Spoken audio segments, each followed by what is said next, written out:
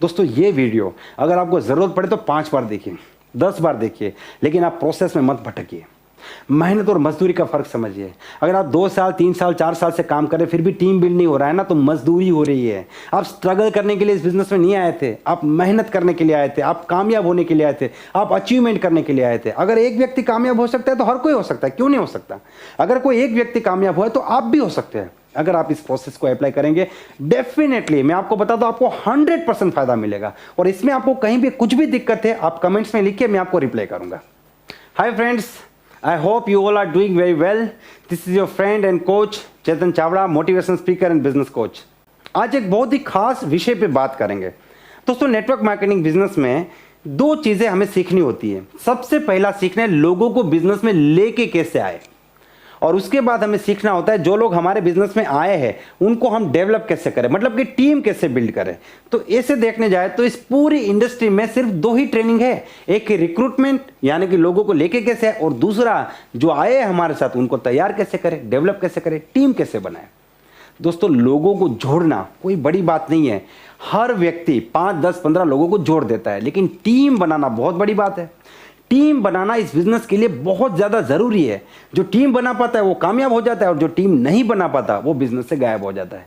तो आज मैं आपके साथ डिस्कस करूंगा और आपको स्टेप बाय स्टेप बताऊंगा कि आप एक बहुत बड़ी मजबूत टीम कम समय में कैसे बना सकते हैं। सबसे पहले, अगर आप इस चैनल में नए हैं तो पहले इस चैनल को सब्सक्राइब कर दीजिए। जैसे कि आपको पता है, इस चैनल में मैंने जितने भी वीडियो डाले हैं उसमें स्टेप बाय स्टेप आपको प्रोसेस बताया है। जैसे वो ऑब्जेक्शन हैंडलिंग है, या फिर प्लान दिखाना है, या प्लान दिखाने से पहले ज्वाइनिंग कराना है, या फिर ऑब्जेक्शन सोच के बताऊंगा उसको कैसे हैंडल करना है। अपनी टीम में प्लानर कैसे बना सकते हैं, डुप्लीकेशन कैसे करेंगे, डुप्लीकेशन की भी सीरीज है, लीडरशिप की भी सीरीज है। तो आज उसी प्रकार से मैं आपको स्टेप बाय स्टेप बताऊंगा कि आप नेटवर्क मार्केटिंग में एक बहुत बड़ी और मजबूत टीम कैसे बनाएंगे। देखिए, सबसे पहले, क्या टीम बनाना जरूरी है? नहीं, ये जरूरी नहीं है, ये कंपलसरी है, ये अनिवार्य है, क्योंकि नेटवर्क मार्केटिंग बिजनेस का नाम ही टीम बिल्डिंग बिजनेस है।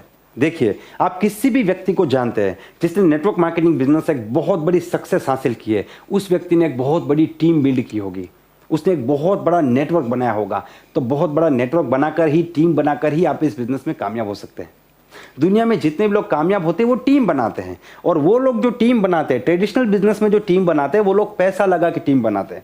मान लीजिए कि आपने एक कंपनी खोल दिया, एक फैक्ट्री खोल दिया, जहाँ पे 200-500 लोगों को काम पे रख दिया, आप मालिक बन गए, तो वहाँ पे भी एक नेटवर्क बनता है, वहाँ पे भी एक टीम बनती है, लेकिन वो टीम पैसा लगा के बनती है। और नेटवर्क मार्केटिंग बिजनेस में हम लोग प्रोडक्ट को प्रमोट करके यूजर की टीम क्रिएट करते हैं और यहाँ पे बिजनेस में आगे बढ़ते हैं। तो जिसकी जितनी बड़ी टीम है, जितने ज़्यादा यूजर है, जितने ज़्यादा लोग उसकी टीम में, उतना बड़ा उसका बिजनेस है, और जितना बड़ा बिजनेस है उतनी बड़ी कामयाबी है। तो ये कंपलसरी है। तो team building is compulsory, team बनानी ही पड़ेगी।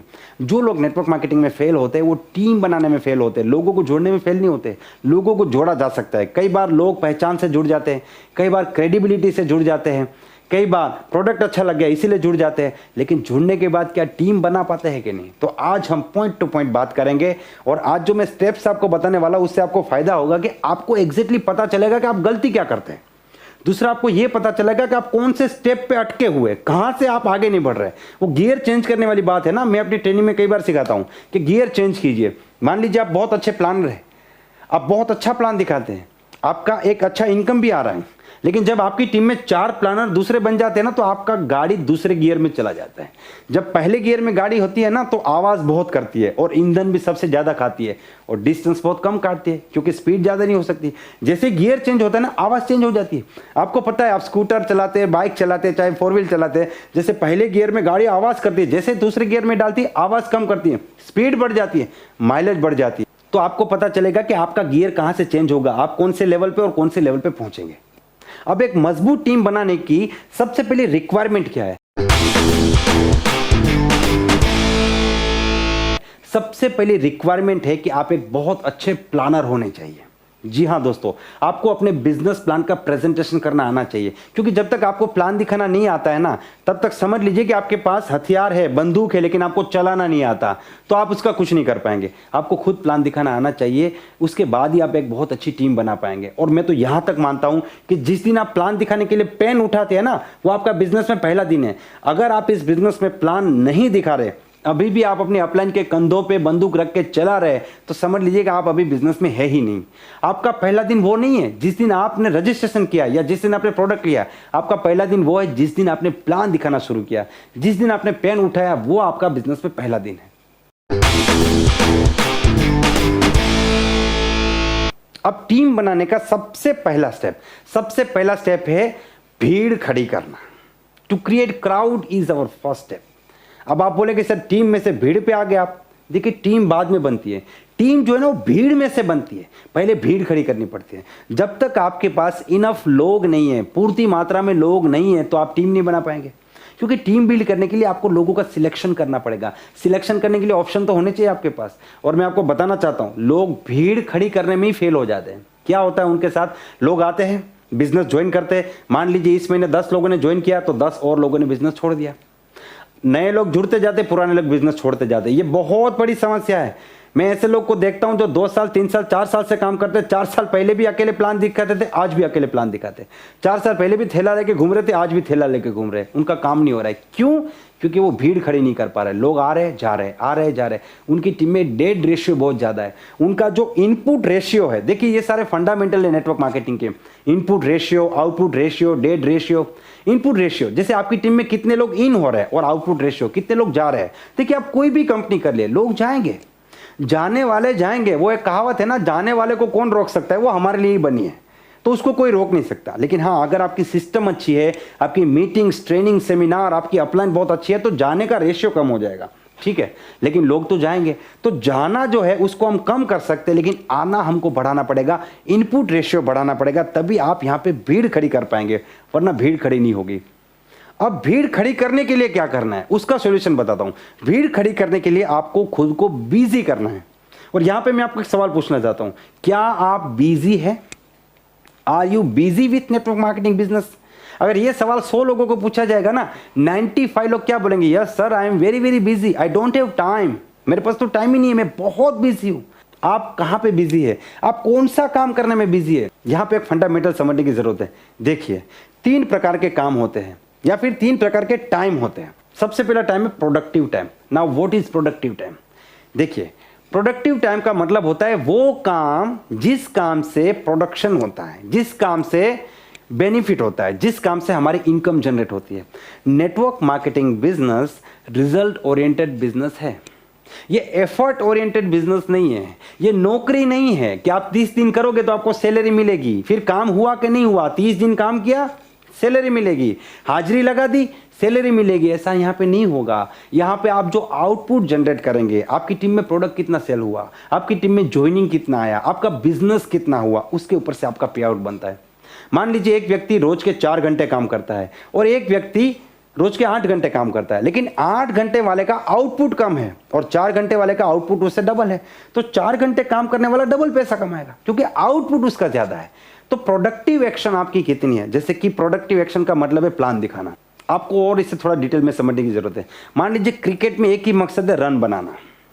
पूरा का पूरा गेम रन बनाने के लिए है। फील्डिंग, बैटिंग, बॉलिंग सब कुछ रन के इर्द गिर्द है। उसी प्रकार से आपका जो बिजनेस है उसमें सबसे ज्यादा मैटर होता है कि आपकी टीम में बिजनेस वॉल्यूम कितना आ रहा है, आपकी टीम में प्रोडक्ट कितना सेल हो रहा है, आपकी टीम में नया डिस्ट्रीब्यूटर कितना आ रहा है। इसी के ऊपर आपकी इनकम डिपेंडेंट है। तो ये जनरेट करने के लिए, ये बिजनेस जनरेट करने के लिए आप जो एक्शन लेते हैं उसको प्रोडक्टिव एक्शन कहा जाएगा। मान लीजिए कि आप किसी को प्लान दिखा रहे हैं, ये प्रोडक्टिव एक्शन है क्योंकि अगला बंदा अगर जुड़ गया तो आपका पेमेंट बनेगा। आप किसी को प्रोडक्ट सेल कर रहे हैं, ये भी प्रोडक्टिव एक्शन है, यहां से भी इनकम जनरेट होगी। तो ये सारी प्रोडक्टिव एक्शन है। आप किसी को इनवाइट कर रहे हैं, तो इनवाइट कर रहे तो आप प्लान के लिए अपॉर्चुनिटीज क्रिएट कर रहे हैं। आप किसी को फॉलोअप कर रहे हैं, क्लोजिंग कर रहे हैं, आप कहीं पे होम मीटिंग कर रहे हैं, ये सारे प्रोडक्टिव एक्शन है। लेकिन ज्यादातर लोग क्या करते हैं, पूरा दिन घूमते हैं, टाई पहनते हैं, अपलाइन को मिलते हैं, डाउनलाइन को मिलते हैं, मिलके बातचीत करते हैं, डिस्कशन करते हैं, इंटरनेट पे सर्वे करते हैं, कौन सी कंपनी अच्छी है, कौन सी कंपनी बढ़िया है, कौन सा लीडर का वीडियो कितना चला, कौन सा लीडर कामयाब हो रहा है, कौन सा लीडर किधर हो गया। इससे आपको पैसा नहीं आएगा। सर मैं बहुत पॉजिटिव हूं, पॉजिटिव रहने से पैसा नहीं आएगा, काम करने से पैसा आएगा। तो आपको काम करना पड़ेगा। आप देखिए खुद को कि आप जितना काम करते हैं उनमें से प्रोडक्टिव काम कितना है ना। What is active time? मान लीजिए आप सुबह 9 बजे घर से निकल गए और रात के 11 बजे तक ये बिजनेस करते हैं, तो 14 घंटा आपने काम किया एक्टिव टाइम। आप 14 घंटे इस बिजनेस में एक्टिव है। 14 hours is your active time. लेकिन आपको पे आउट एक्टिव टाइम का नहीं मिलता। अब आप देखिए कि आपने जो 14 घंटे एक्टिव टाइम था उसमें प्रोडक्टिव टाइम कितना था। क्या आज आपने किसी को प्लान दिखाया? क्या आपने आज किसी को प्रोडक्ट सेल किया? क्या कहीं पे होम मीटिंग की? क्या कहीं पे फॉलो किया? कितने लोगों को फोन पे इनवाइट किया? ये सब प्रोडक्टिव टाइम है और प्रोडक्टिव टाइम में आपको बिजी होना है। आप अकेले एक्टिव टाइम में बिजी रहेंगे तो इससे आपका काम नहीं होने वाला। तीसरा टाइम है डेवलपमेंट टाइम। जैसे आप अपनी टीम में किसी को प्लान करना सिखा रहे हैं, किसी को इनवाइट करना सिखा रहे हैं, किसी का लिस्ट बिल्डिंग कर रहे हैं, किसी को ऑब्जेक्शन हैंडलिंग सिखा रहे हैं, किसी को बिजनेस का विजन बता रहे हैं, बिजनेस में उसको परमानेंट कर रहे हैं, तो ये सारा आपका डेवलपमेंट टाइम है। ये भी जरूरी है। ये कैसे करना है? जैसे दोपहर का जो टाइम है, मान लीजिए बहुत गर्मी है, कहीं पे मीटिंग नहीं हो सकती, कोई मिल नहीं सकता, तो उस टाइम पे आप अपनी किसी डाउनलाइन को साथ बिठाइए, प्रैक्टिस कीजिए। ये डेवलपमेंट टाइम है, ये भी जरूरी है। तो सबसे ज्यादा महत्वपूर्ण है आपका एक दिन में 2 से 3 घंटा आपका प्रोडक्टिव टाइम होना चाहिए, उसके बाद आपका डेवलपमेंट टाइम होना चाहिए और बाकी जो बचा वो सब एक्टिव टाइम है। तो आपको मैक्सिमम टाइम में प्लान दिखाने में बिजी रहना पड़ेगा। तो बिजी तो आप है, लेकिन कहां पे बिजी है? अगर आप डेली प्लान शो नहीं कर रहे हैं तो समझ लीजिए कि आप एक बहुत बड़ी टीम नहीं बना पाएंगे। आप गलत डायरेक्शन में हैं। आप अपने आप से जो उम्मीदें लगा के बैठे वो उम्मीदें पूरी नहीं होगी। देखिए, मैं सीधी सीधी बात बोलता हूं, दुख लगे तो मुझे माफ कर दीजिए, लेकिन ये हकीकत है। मैं नहीं चाहता कि आपका समय बिगड़े, क्योंकि आपका समय बिगड़ने वाला अगर आप डेली प्लान नहीं दिखाएंगे। इसके बहुत से फायदे हैं। अगर आप डेली प्लान दिखाते हैं, आपकी टीम आपको कॉपी करती है, वो भी डेली प्लान दिखाते हैं। देखिए, हर चीज कॉपी होती है, because this is a copycat marketing. तो आप जो करेंगे आपकी टीम भी वही काम करेगी। तो सबसे पहला स्टेप है आपको खुद को बिजी होना है। कहां पे बिजी होना है? प्लान दिखाने में बिजी होना है। यस और नो? अब बिजी होना कैसे? कैसे आप मैक्सिमम प्लान अपनी टीम में दिखा पाएंगे, वो भी मैं आपको बताता हूं। देखिए, कुछ गलती, सबसे पहले गलती मैं आपको बताता हूं कि लोग यहां पे गलती क्या करते हैं। लोग क्या करते हैं, बहुत पहले डुप्लीकेशन करना स्टार्ट कर देते हैं। भीड़ खड़ी करने से पहले डुप्लीकेशन करना स्टार्ट कर देते हैं। कैसे? मान लीजिए आपके पास 5-10 लोग ही है और आप उनको डुप्लीकेट करना चाहते हैं। अब आप उनसे उस प्रकार का कमिटमेंट ले नहीं पाएंगे, क्योंकि आपके पास ऑप्शन नहीं है ना, और उनको भी पता है आपके पास ऑप्शन नहीं है। तो वो लोग भी अपने ईगो से काम करेंगे। उनको पता है कहां जाओगे, आप उन्हीं के पास जाओगे। तो इसीलिए भीड़ खड़ी करना बहुत ज्यादा जरूरी है कि जब आपके पास 100-150 ऑप्शन हो गए तो आप वहां से लोगों को सिलेक्ट कर सकते हैं कि किसको डुप्लीकेट करें और किसको डुप्लीकेट ना करें। इसीलिए पहला जो स्टेप है वो भीड़ खड़ी करना है। भीड़ खड़ी करना बहुत ज्यादा जरूरी है। अब आप खुद को बिजी कैसे रखेंगे? देखिए, यहां पे भी मैं आपको बताता हूं। मान लीजिए कि आप मिस्टर ए के साथ काम करें, आपके पास एक ही डाउनलाइन मिस्टर ए। अब उसके लिस्ट पे काम करके आपने मिस्टर बी को ज्वाइन किया। अब ज्यादातर लोग क्या गलती करते हैं, बी को बोलते हैं देखिए ए आपकी अपलाइन है, आप इनको फॉलो कीजिए, और ए को बोलते हैं ये आपकी टीम है, लीडर बनो। ये आपकी गलती है। आप बी को बोलिए कि सर कुछ भी दिक्कत है मुझे फोन कीजिए, मैं हूं। बी की टीम में से सी ने ज्वाइन किया, सी को बोलिए कुछ भी काम है मुझे फोन कीजिए। सी की टीम में से डी ने ज्वाइन किया, डी को बोलिए कुछ भी काम है मुझे कॉल कीजिए। अब ए भी आपको फोन कर रहा है, बी भी आपको फोन कर रहा है, सी भी आपको, डी भी आपको। कुछ लोग को हेडेक लग रहा है। ये हेडेक नहीं है, ये खुद को बिजी करने का तरीका है। जब तक 30 से 40 लोग आपको डायरेक्टली कॉल नहीं करते तब तक आप ये काम करते जाओ। इससे क्या होगा पता है? अब आपको कॉन्टेक्ट ढूंढने जाने की जरूरत नहीं है। आप सुबह उठोगे, आपको कॉल आएगा, सर 2 लोगों को प्लान दिखाना है। दोपहर को किसी का फोन आया, सर 4 लोग को प्लान दिखाना है। आपका पर डे 8 से 10 प्लान होगा ही होगा। और पर डे 8 से 10 प्लान होगा तो दूसरा काम करने का आपके पास टाइम नहीं होगा। और यही तो मैं चाहता हूं कि दूसरा काम करने का आप टाइम निकालो ही नहीं। आपका मैक्सिमम टाइम प्रोडक्टिव काम के पीछे जाना चाहिए, प्रोडक्टिव एक्शंस के पीछे जाना चाहिए, और यही हमको करना है। तो जब आप पर डे के 8 से लेकर 10 प्लान दिखाते हैं तो पर डे की 2, 3 या 4 ज्वाइनिंग आना शुरू हो जाएगा। और जब आप इतनी मेहनत करेंगे, इतने काम करेंगे, तो आपकी टीम भी इसको कॉपी करना स्टार्ट कर देगी। वो भी आपकी तरह प्लान दिखाना शुरू कर देंगे। तो होगा क्या, एकदम से बहुत से लोग आपकी टीम में आ जाएंगे और एक भीड़ खड़ी हो जाएगी। मान लीजिए पर डे की 5 ज्वाइनिंग आती है तो महीने की 150 ज्वाइनिंग। अब आप खुद अपने आप से एक सवाल पूछिए। थोड़े दिन पहले मैं एक जगह पे था, एक लीडर को मैंने पूछा कि आपकी टीम में कितने प्लानर है। उन्होंने कहा मेरी टीम में 20 प्लानर है। पिछले महीने आपकी टीम में कितने लोगों ने ज्वाइन किया? पिछले महीने मेरी टीम में 20 लोगों ने ज्वाइन किया। मतलब एक व्यक्ति ने एक व्यक्ति को ज्वाइन कराया। 20 प्लानर ने मिलकर 20 लोगों को ज्वाइन किया, मतलब एक व्यक्ति ने एक व्यक्ति को ज्वाइन कराया पूरे महीने में। अब एक व्यक्ति को ज्वाइन कराने के लिए कितने प्लान दिखाने पड़ते हैं? लॉ ऑफ एवरेज बोलता है 3 प्लान दिखाने पड़ते हैं। तो एक व्यक्ति को ज्वाइन करने के लिए, मतलब उनकी टीम में 20 प्लानर थे, 20 लोग ज्वाइन हुए, मतलब टोटल प्लान कितने हुए? 60 प्लान हुए। 20 लोगों को ज्वाइन कराने के लिए 60 प्लान हुए। अब ये 60 प्लान करने के लिए प्लानर कितने हैं? 20। मतलब एक प्लानर ने 3 प्लान दिखाए, एक प्लानर ने 30 दिन में 3 प्लान दिखाए, मतलब 10 दिन में 1 प्लान दिखाया। जबकि मैं क्या सिखा रहा हूं आपको? एक दिन में 10 प्लान। ये उल्टा है पूरा। जब तक ये उल्टा का सीधा नहीं होगा आप बड़ा टीम नहीं बनेगा, कामयाब नहीं बनोगे, दूसरे लोगों की फोटो पोस्टर देखते रहोगे, उनके फैन बनते रहोगे, लेकिन आप कभी भी बड़े स्टेज पे नहीं जा पाओगे। इस गेम को समझिए। मुझे बड़ा दुख होता है, मैं लोगों को देखता हूँ ये गलती करते हैं। प्लान दिखाने का बिजनेस है, काम करने का बिजनेस है। अच्छा कोई पूछता है सर कब तक प्लान दिखाना है। ये सवाल हो गया कि सर दरिया में गिरा हूं कब तक तैरना पड़ेगा। भाई जब तक किनारा नहीं आता तब तक तैरना पड़ेगा, बहुत सिंपल बात है। तो इस प्रकार से अगर आप खुद को बिजी कर देंगे प्लान दिखाने में, देखिए मेरा फर्स्ट स्टेप क्या मैंने आपको बताया था, भीड़ खड़ी करना। भीड़ कैसे खड़ी होगी? बिजी होने में। कहां बिजी होना है? प्लान दिखाने में बिजी होना है, प्रोडक्टिव काम में बिजी होना है। प्रोडक्टिव काम में बिजी हो जाओ, भीड़ खड़ी होगी, लोग जुड़ेंगे और जबरदस्त हमारा क्राउड क्रिएट हो जाएगा, मतलब हमारा टारगेट कंप्लीट हो जाएगा। भीड़ खड़ी करना हमारा सबसे पहला स्टेप है। अगर आपने भीड़ खड़ी कर दी, आपने ऐसी भीड़ खड़ी कर दी कि आपके पास टाइम ही नहीं है, खाने का भी टाइम नहीं, इतने प्लान हो रहे हैं, तो दूसरा स्टेप है इस भीड़ में से लोगों को सिलेक्ट करना। अब आप एक चीज समझ लीजिए कि आपको कामयाब होने के लिए, बहुत बड़ी टीम बनाने के लिए मात्र 10 लोगों की जरूरत है।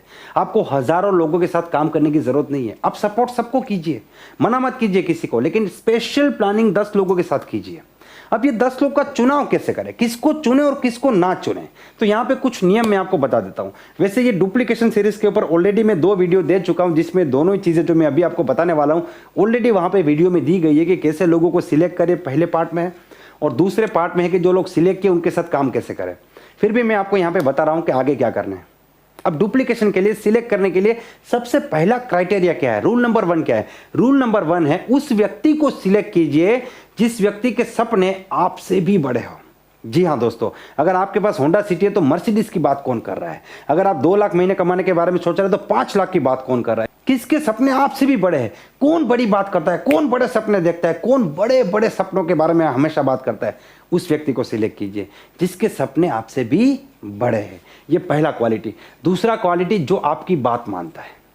जो व्यक्ति आपकी बात नहीं मानता वो आपके किसी काम का नहीं है, चाहे वो कितना भी टैलेंटेड है, चाहे उसके अंदर कितना भी पोटेंशियल, लेकिन आपकी बात नहीं मानता तो आप उसे कुछ नहीं सिखा पाओगे। इसलिए दूसरा क्वालिटी है रूल नंबर 2, जो आपकी बात मानता है उस व्यक्ति को आप सिलेक्ट कीजिए। Now what is rule number 3? Rule number 3, जो व्यक्ति खुद पे खर्चा करने को तैयार है।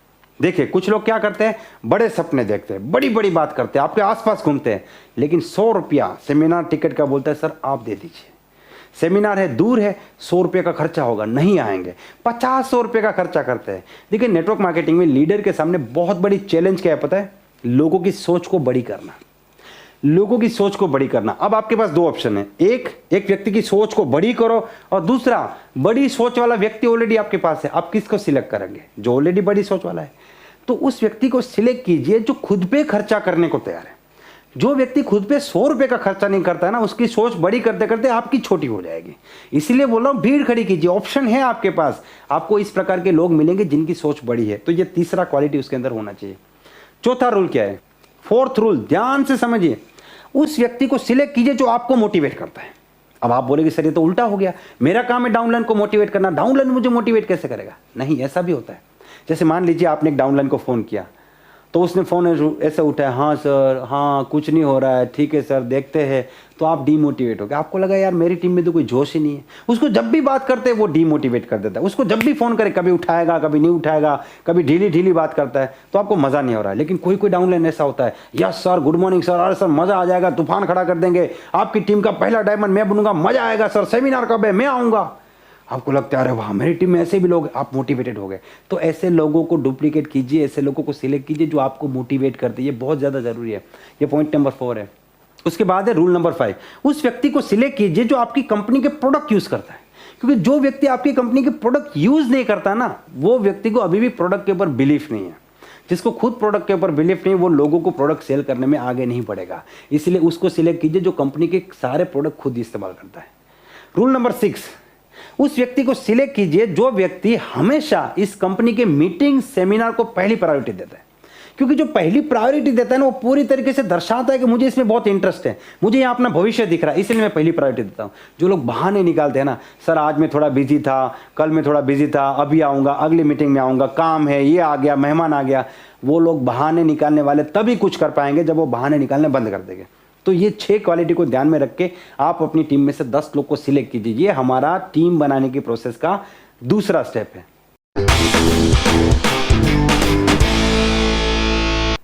अब तीसरे स्टेप पे क्या करेंगे, जिन लोगों को आपने सिलेक्ट किया है उन लोगों को डुप्लीकेट कीजिए। तो डुप्लीकेट करने से पहले आप उनके साथ एक काउंसलिंग मीटिंग कीजिए और उनके साथ काउंसलिंग मीटिंग करके अपने इरादे बताइए। आप उनको क्लियरली बताइए कि देखिए मेरी बहुत बड़ी टीम है, इतने सारे लोग हैं, लेकिन इस टीम में से मैं कुछ लोग को सिलेक्ट कर रहा हूँ जिनके साथ मैं स्पेशल काम करूंगा, जिनको लेके एक बहुत बड़ा टीम खड़ा करेंगे, जिनके पीछे एक स्पेशल प्लानिंग, एक स्ट्रेटेजी होगी, एक स्पेशल तरीके से काम होगा, जिनको मैं सब कुछ सिखाऊंगा और जिनको अगले 3 से 4 साल में डेफिनेटली सक्सेस मिलने वाली है, कामयाब बना दूंगा, बहुत बड़े लेवल पे लेके जाऊंगा। और बहुत खुशी की बात है कि आपका नाम उसमें है, मैंने आपका सिलेक्शन किया है। मुझे लगता है आप एक बहुत बड़े कामयाब व्यक्ति बन सकते हो, लेकिन मेरे लगने से कुछ नहीं होगा। क्या आपको लगता है?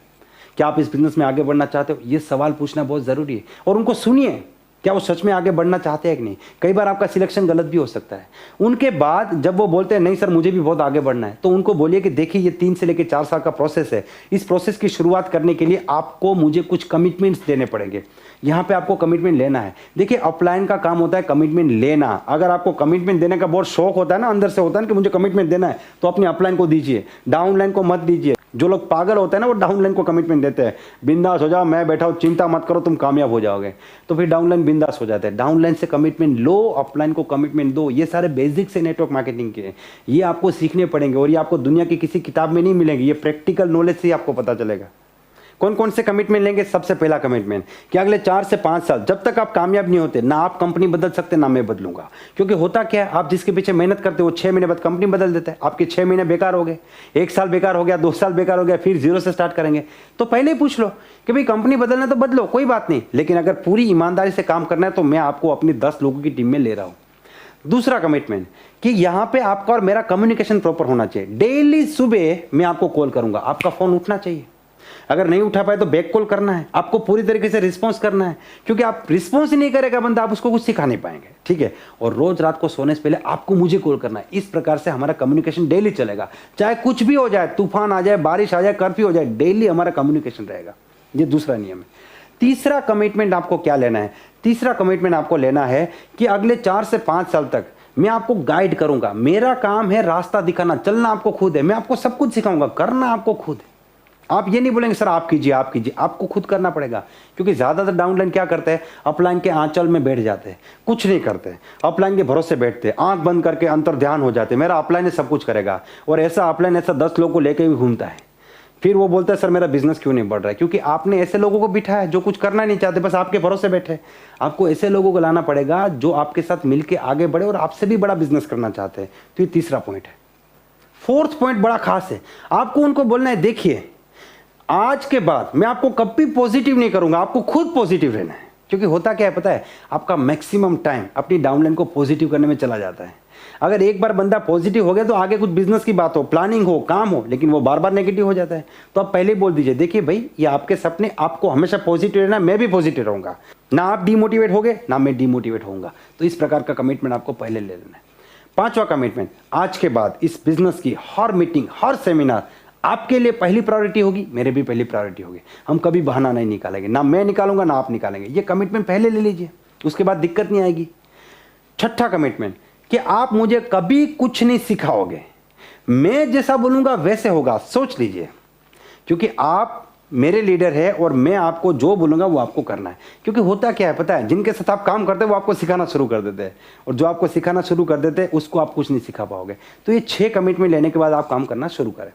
उसके बाद भी आप चेक कीजिए, जैसे 3 दिन 4 दिन आपने फ़ोन किया, फ़ोन उठाता है कि नहीं, कोई बात बताओ, वो बंदा बात फॉलो करता है कि नहीं। अगर आपको 4-5 दिन में लगता है कि आपका सिलेक्शन गलत है, आपका बंदा आपकी बात नहीं मान रहा है, प्रायोरिटी नहीं दे रहा है, आपका फ़ोन नहीं उठा रहा है, तो फिर आपको अगला बंदा सिलेक्ट करना चाहिए। तो ऐसे 10 लोगों को चुनने के लिए आपको लगभग 20-25 लोगों को सिलेक्ट करना पड़ेगा, उनके साथ ये प्रोसेस करना पड़ेगा।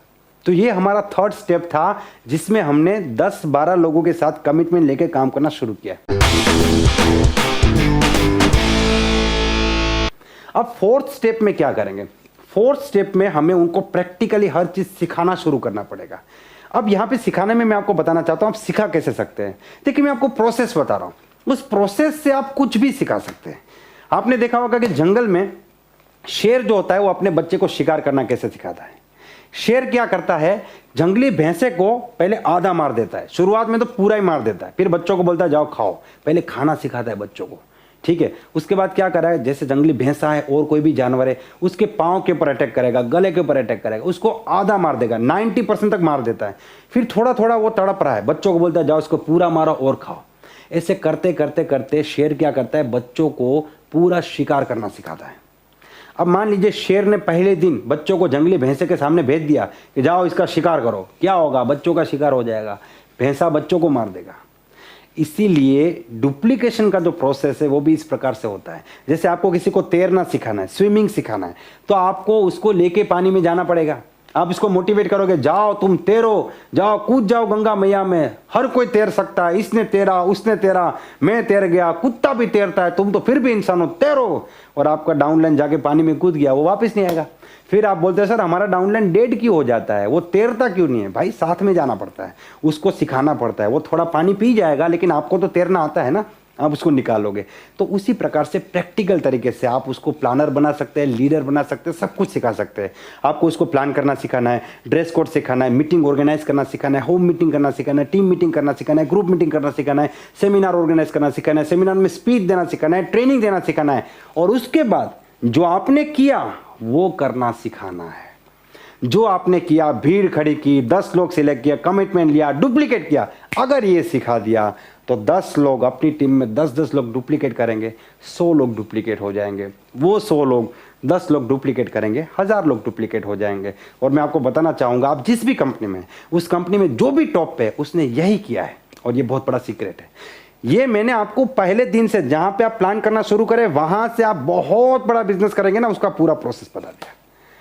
इस प्रोसेस में आप देख लीजिए आप कहाँ पे अटके हैं, आप प्लानर है कि नहीं। अगर प्लानर है तो आप शुरू कर सकते हैं, नहीं है तो प्लान दिखाना शुरू कीजिए, सीखना शुरू कीजिए। अगर आप प्लानर है तो अगला स्टेप आपके लिए भीड़ खड़ी करना है। भीड़ खड़ी करने के लिए आपको कहाँ क्या करना है, बिजी होना है। कहाँ पे हमने आपको बताया था, active time, development time, productive time. Productive time में बिजी होना है, प्रोडक्टिव टाइम में बिजी हो जाइए, भीड़ खड़ी कीजिए, भीड़ खड़ी करने के बाद सिलेक्शन कीजिए, सिलेक्शन के बाद डुप्लीकेशन कीजिए। दुनिया का एक उसूल है, जो आपको आता है दूसरे को सिखा सकते हैं। आपको तैरना आता है, आप दूसरे को तैरना सिखा सकते हैं। आपको साइकिल चलाना आता है, आप दूसरे को साइकिल चलाना सिखा सकते हैं। आपको बाइक चलाना आता है, वो सिखा सकते हैं। आपको खाना बनाना आता है, वो सिखा सकते हैं। आपको कोई भाषा आती है, वो भी आप सिखा सकते हैं। जो आपको आता है आप दूसरे को सिखा सकते हैं, क्योंकि आपके लिए वो खेल है, बिल्कुल आसान है। अगले के लिए डिफिकल्ट है, आपके लिए बहुत ही आसान है। It is very easy for you because you know it very well. तो आपको जो आता है आप दूसरे को सिखा सकते हैं। तो बस वही है, आपको दिन में 10 प्लान करना आता है, आप सिखा दीजिए उसको। आपको बिजी होना आता है, सिखा दीजिए। आपको डुप्लीकेट करना आ गया, आप सिखा दीजिए। बस इतने में पूरा नेटवर्क मार्केटिंग आ गया। ये जो प्रोसेस है, यही प्रोसेस है जीरो से हीरो बनने की, यही प्रोसेस है आम आदमी से खास आदमी बनने की। आप बन सकते हो, हजारों लोग बने, आप बन सकते हो, अगले व्यक्ति आप भी हो सकते हो। और मेरी उम्मीद है, मेरी दुआएं आपके साथ है। मैं चाहता हूं कि आप आगे बढ़े और आप हजारों लाखों लोगों को भी ये ज्ञान दें और उनको भी सिखाएं। दोस्तों, ये वीडियो अगर आपको ज़रूरत पड़े तो 5 बार देखिए, 10 बार देखिए, लेकिन आप प्रोसेस में मत भटकिए। मेहनत और मजदूरी का फर्क समझिए। अगर आप 2 साल 3 साल 4 साल से काम कर रहे फिर भी टीम बिल्ड नहीं हो रहा है ना, तो मजदूरी हो रही है। आप स्ट्रगल करने के लिए इस बिजनेस में नहीं आए थे, आप मेहनत करने के लिए आए थे, आप कामयाब होने के लिए आए थे, आप अचीवमेंट करने के लिए आए थे। अगर एक व्यक्ति कामयाब हो सकता है तो हर कोई हो सकता है, क्यों नहीं हो सकता? अगर कोई एक व्यक्ति कामयाब हुआ है तो आप भी हो सकते हैं। अगर आप इस प्रोसेस को अप्लाई करेंगे, डेफिनेटली मैं आपको बता दूं, आपको 100% फायदा मिलेगा। और इसमें आपको कहीं भी कुछ भी दिक्कत है, आप कमेंट्स में लिखिए, मैं आपको रिप्लाई करूंगा। मुझे पूरा भरोसा है ये वीडियो आपको पसंद आया है। अगर ये वीडियो आपको पसंद आया है तो इस चैनल को सब्सक्राइब कर दीजिए, वीडियो को लाइक कर दीजिए और इस वीडियो को उन लोगों तक जरूर भेजिएगा जिनको इनकी जरूरत है। Wish you all the best and be the best.